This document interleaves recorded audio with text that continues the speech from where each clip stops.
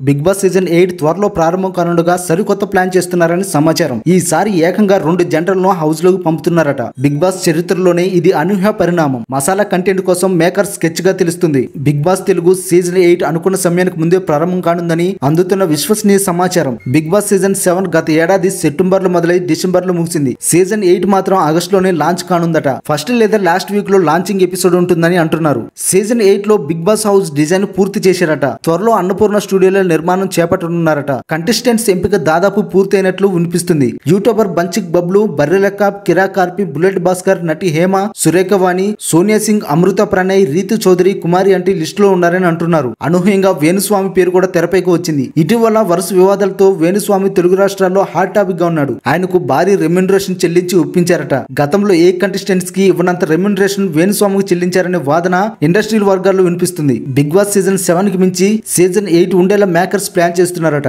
ఈ క్రమంలోనే సరికొత్త కాన్సెప్ట్ ని అమలు చేస్తున్నారట. సీజన్ 7 మాదిరిగానే 2 లాంచింగ్ ఎపిసోడ్స్ ఉంటాయట.